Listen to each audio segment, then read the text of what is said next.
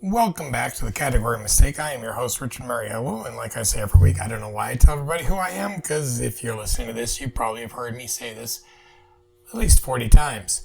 So I looked back last week, and I've done this 41 times already, and every time I do it, I think to myself, I'm going to keep it different. I'm going to do something different. I'm going to do something different. And guess what? I always go off on a tangent, because if you know anything about me, I go on tangents. Makes me a great history teacher, but makes me a poor conversational person.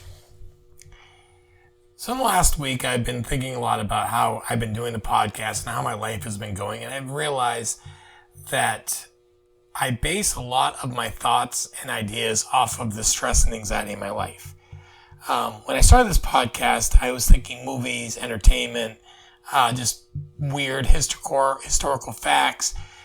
But I started this podcast when COVID was going on. Actually, before COVID. Right during COVID. Anyway, the world was in a different place. People were basically just watching movies all day, streaming, staying in their house, and not being allowed to go anywhere. The world was a different place. People could watch movies, people could listen to music, people could just sit and listen to podcasts or watch Twitch or other things and just enjoy life. In the last calendar year, the world has kind of turned upside down multiple times over. We've had assassination attempts, presidents dropping out of races, vice presidents who did serve but didn't serve, or served here but didn't serve here, and they said something that they shouldn't have said. Yada, yada, yada. I've had my kids, some kids move to Pennsylvania. Some kids have babies, have kids.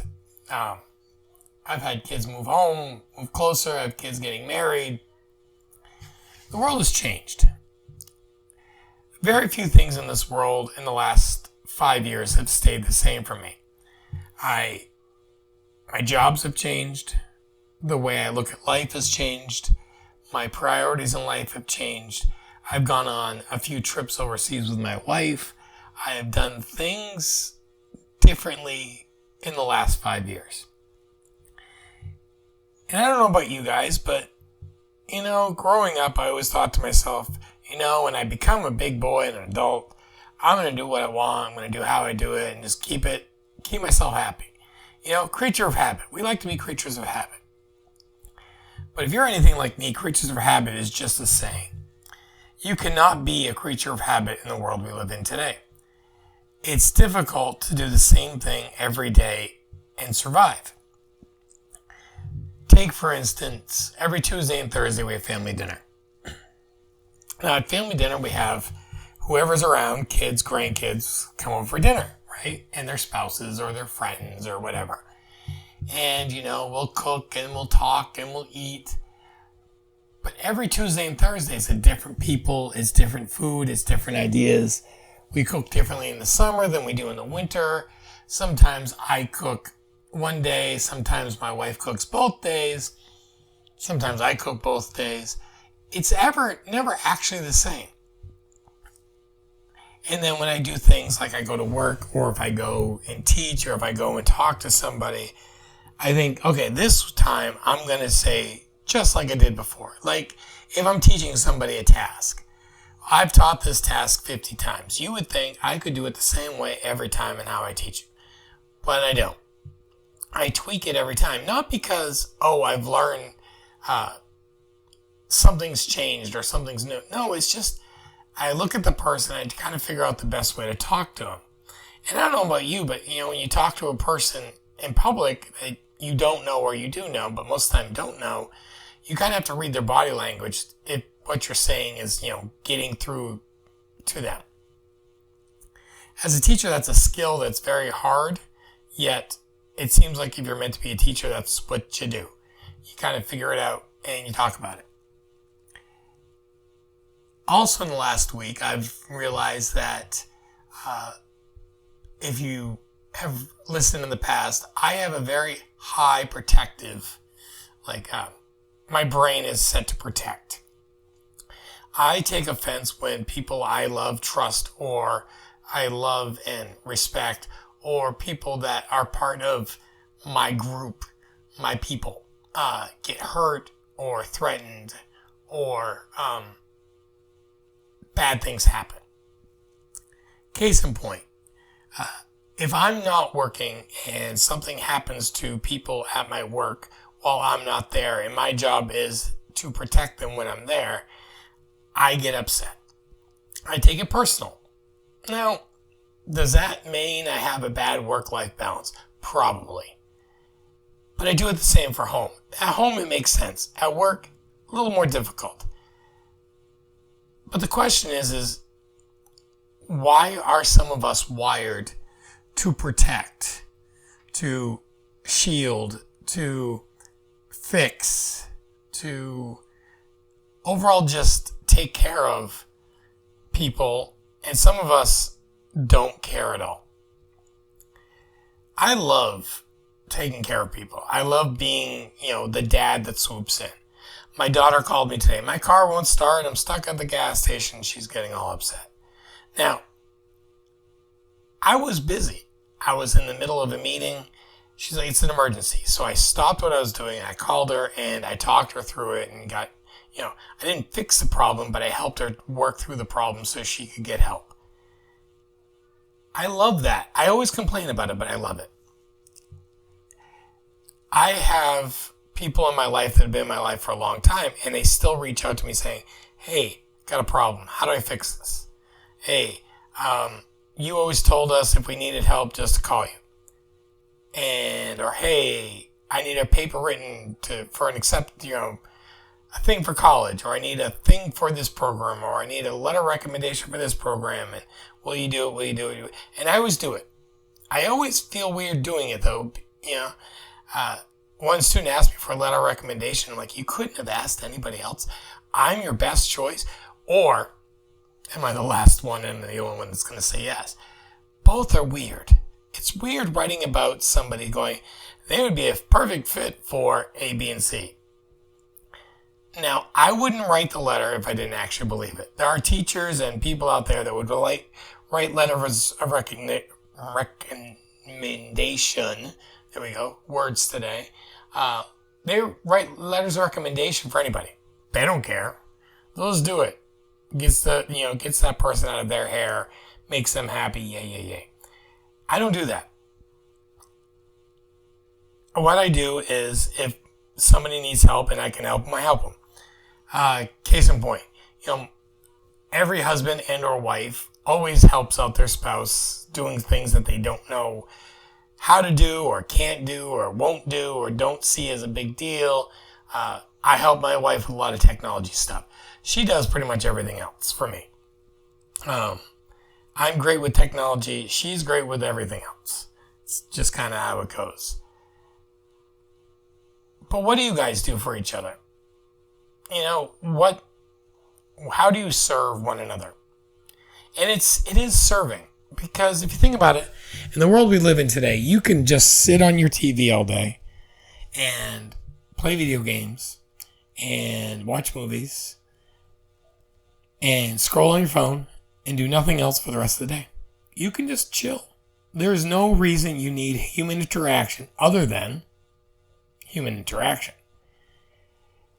I remember during COVID, all these people going, oh, it's great. I can get my groceries delivered. I can get my food delivered. I don't have to see another living soul. And I think what we've learned since COVID is we are a social creature. Humans are meant to be around each other. And when we're not around each other, bad things happen. Now, bad things could mean sadness, depression. Bad things could mean someone taking their own life. It is that serious. We as human beings need each other. We're not a one-person being. In the beginning, God created the heavens and the earth. If you're religious or not religious, everyone knows that. Adam and Eve, right? Adam was by himself. God created Eve. Why? To keep him company. Even God knew man should not be alone. Now, are there exceptions to the rule? Probably. Do I know anyone like that? No. Everybody I know that goes and I'm going to be alone, within a couple years, either goes crazy or finds someone that's just like them that they hang out together. I love being alone a couple hours a day. Now, does it happen every day? No. Would I love it to happen every day? Probably. But when I am with people, my energy is higher. My mental status is better. I feel better. Even when they're angering, there's frustration, there's anxiety, there's exhaustion, I still feel better. I feel better because I feel like I'm part of a group. I feel better because I feel like I'm helping somebody. Answering a phone call, cooking dinner, walking through somebody through homework, helping somebody with a computer, walking through somebody on how to use a cell phone. Yesterday I helped a lady learn how to use her digital camera. All these small things, you think to yourself, isn't that annoying? Isn't that frustrating? Isn't that a lot of work? Yes. Don't you hate it when people just bother you even on your day off? Yes. Wouldn't you love it to stop? No. I wouldn't love it to stop because there's kids out there who are learning from people like us, people like me. They're seeing people like me, people like us out there who are helping others when we don't need to. There's no benefit to helping these people, but they see us helping others and they're going to grow up thinking, okay, he helped, I can help. They're growing up saying and seeing people in their lives willing to sacrifice the most important thing, which is time, to help out and to care about somebody else. This past year, I had some kids graduate high school, go to college. I drove an hour to go see their graduation. One of them about an hour. I waited all day. I got there early. I sat through the whole ceremony. I waited till everything was done. I made sure these students, particularly one, saw me, had time with me. She got to see everything. Like, she wanted me there, I was there. I told her in 8th grade, when you graduate high school, if you invite me, I'll be there. I was there. I gave her my undivided attention, and the other student that was there, I gave them my undivided attention for over 3 hours. Now, maybe someday they'll have a student or a teacher or a human in their life. And that human, most likely a student or a kid they know, is going to need them to do something. Sit at a graduation or an awards ceremony or a hockey tryout, something. And that person that I sat down and I spent time with for those hours, that I sacrificed my precious time for them, they might look back and go, you know what? It's okay. It's worth it. He did it. I can do it. That's why I do this podcast. That's why I'm a teacher. That's why I think I'm wired the way I am, or that's why I'm motivated the way I am. This whole podcast is called The Category Mistake. It's named after something a teacher called me and gave me an award for back in 1989. Name was David Ingrassia. He's like episode 2 or 3. Okay. I explain why this is all happening. I was a hot mess. Okay. And if you don't know who I am, or you don't really know who I am, here's the thing. I was stupid. I was young. I was stupid. I didn't listen. I thought I knew everything until God told me I didn't. Good, bad, or ugly. Okay. I don't care if you believe in God. I don't care about anything. But listen. God changed my life. He's basically said, you have 2 options, and the option he gave me was either hell or this school. Went to the school. This teacher was a category mistake. He was not like a teacher you would see every day in school. He was passionate. He cared. He taught in a way that didn't go by standards that we use in the world today. He taught us the whole story of history. He didn't just go 1492, Columbus sailed the ocean. He went what happened before that, what happened during that, when he actually came to the Dominican and the other islands, what he did there, why he did it, when he went back. He taught the whole thing, the good, the bad, and the ugly. I was a hot mess. I think I've said that a few times now, so I hope everyone understands. I didn't understand.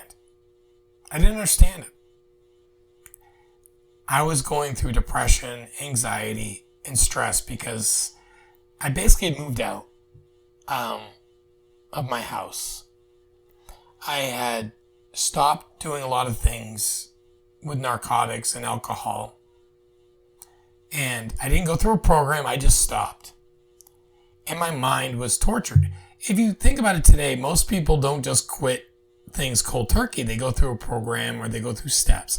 I didn't do any of that. I just quit. Not really healthy for you. Okay. I showed up to his class every day expecting something. Every day I showed up, I expected something good for me. Some days though, I'd walk in and I would just feel miserable mentally. I would be all over the place. And instead of just saying, Richard, go to the office, or Richard, pay attention, or Richard, you're an idiot, he would literally send me downstairs with a basketball and told me to go shoot hoops until I could calm myself down and then come back. That's weird. Okay. There was no special ed / Title I / all the stuff we have today. There was none of that. Okay. I was a kid who had no direction, and he thought the best thing for me was physical activity to get my mind off of what I was going through. And once in a while, I'd be down there for so long, he'd come down after class and we'd just shoot hoops. And then the year kept going and spring came and we started going outside and we played softball or whatever. And he'd play with us. He'd play softball with us. He wasn't a gym teacher. He was a math and history teacher. But he'd actively participate in our lives. He could have gone home. He could have gone and graded papers. He could have said, Richard, stay in class. He could have, after the class, not come down with me. Instead, he could have gotten in his car, gone home. To his wife, to his kids. Perfect. What a normal human should do. He didn't. He gave me the one thing I needed. Time. I needed someone in my life who said to me, you're worth it. You are worth my time. Now I'm going to call out some people because I don't care. When I was teaching, I did the after-school study program, study skills. And some of the students that I still communicate with were in that. Now, they were in it because maybe their mom worked in the office, or mom and dad didn't get off work in time to get them, and they didn't want to be home alone. Many reasons. But there were students in that study skills program that didn't have homework to do. They had nothing to do. I would give them things to do. I would talk to them. I would teach them even in study skills. Now, in study skills, my job was to sit there and to make sure people did their homework. That was it. I wasn't supposed to teach or to motivate or to push. I was there to sit and be a babysitter for, 6 to 12 kids, depending on the day, for an hour plus sometimes. I never did that. I had students, one was named Haley, Hannah, Sean, Max. These kids, Max and Haley's parents worked in the office. So they were there every day. Sean's parents couldn't pick him up till 4 o'clock. So he was there every day. These kids got their homework done fast. Okay? Most of the time, really fast. They would struggle with math once in a while, or even one of my assignments. But after 15 minutes of me working with them, they were good. So they didn't have things to do. But we would talk about history. We'd talk about the world. I actually told Caden, one of the other kids, when COVID started, like, oh, this will be like 2 weeks. We're good. It's not a big deal. I was wrong. Caden, if you ever listen to this, you were right. I was wrong. Okay? Trafton and Caden were right. I was wrong. I thought, no big deal. Oops. Okay? But Haley would sit by my desk on the floor. And she painted me this, basically a ruler, because I would go around the room smacking a ruler, a big giant yardstick. Not to scare the students. It was more like a keep my hands busy tool. And she made it for me. It was great. But during study skills, a lot of times she'd sit in front of the board by my desk. And she would just randomly ask me questions. Some of them were topical, important. Some of them were just random. I'm 14 years old and I want to know the answer questions. I could have said, Haley, go back to your seat. Haley, stop bothering me. Sean, stop, chewing on your pencil. Sean, do your homework. Sean, stop calling out. Max, stop being so silly. But I didn't. I said things like, what's up, Haley? What do you need? Yes, I can answer that. Of course. No, I don't understand. Of course, I'll email that person. No problem. Yes, Max, that is funny. No, Max, I don't play Skyrim. No, Max, I don't care about Minecraft. Sean, I love solar power. I know that's what your parents do. Great. I don't have solar panels. Why? I'm a teacher. I can't afford it. But I always converse. I never told them to shut up and sit down. See, what we need in today's world is more people to say yes, hey, okay, carry on a conversation with the younger people. We have gotten in this mode of telling young people to shut up and sit down. Why? Did someone tell you to shut up and sit down when you were a kid? Did that make you feel like you were important? Probably not. Just putting it out there. Probably it made you feel like, I don't know, you were a stupid kid. And guess what? They're stupid kids because they haven't learned yet. And we're teaching them things like shut up and sit down. I never did that. No matter what school I taught at, I've never said, okay, guys, shut up and sit down. Now, when class starts, okay, guys, sit down. Let's get going.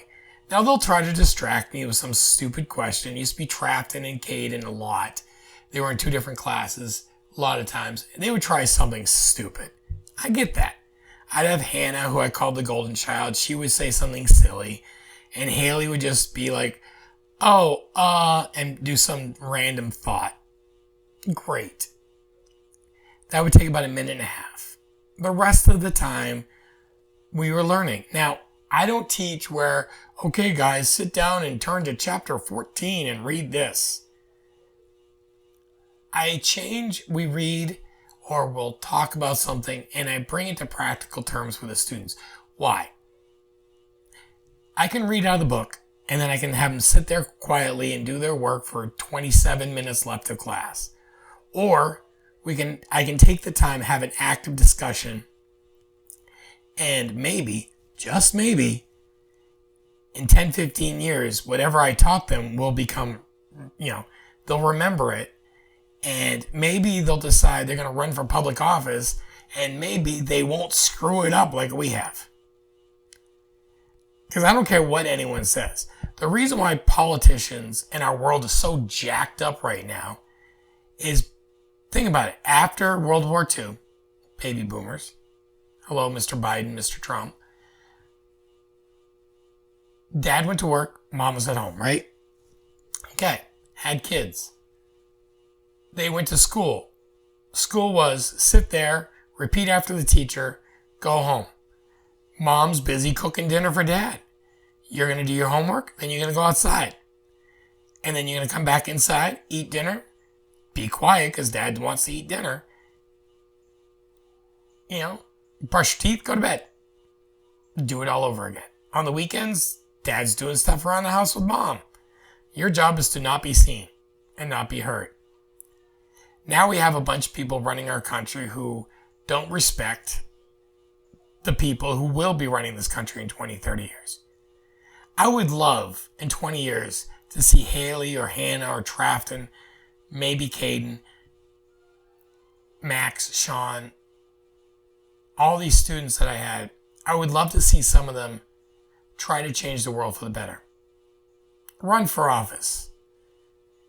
Run a charity. Do something that is beneficial to mankind. Because we've screwed it up. And these guys are our only chance to, fix it. Because we're not fixing it ourselves. I'll tell you right now, I am not doing anything well right now to fix the world we live in. I can vote. I can try to take time with younger kids, teach them what not to do. But me as a whole, I'm not going to be running for public office. Why? One, I don't have the money. Two, that's not where I belong. I can help many more people in the real world than running for office and being in an office where I'm helping nobody. For 2 years, I was the Easter Seals representative for VA, for like veterans. And I talked to other veterans and I helped other veterans. I went to corporate meetings. I talked to executives. Yes, money is a beautiful thing, but that's all they do. They throw money at something and they expect it to go away. They need to learn about the people they're throwing money at. Most veterans don't want just money. That's not what they're about. They're not about money. They're about time and feeling like they matter. It goes back to a couple episodes ago that I said, you matter. That's what we want as a society. We want to feel like we're important. We want to feel like we matter to not just ourselves or to our loved ones, but to the world. You know, old movie, It's a Wonderful Life. Jimmy Stewart says, I'm better off, I'm worth more. The banker tells him he's worth more dead than alive. And he goes to the bridge and he's going to jump off. Why? Because he's like, my wife would be better off. My kids would be better off if I just never existed. And then he finds out through Clarence, who makes him not exist. And his wife's not better. His kids aren't existing. The world has changed. One person can change the world because of the people they touch. If that person in that world can take 5 minutes to tell someone they're important, to sit and listen to them, even if they're making no sense. The woman I helped yesterday with a digital camera, she had no idea what she was doing.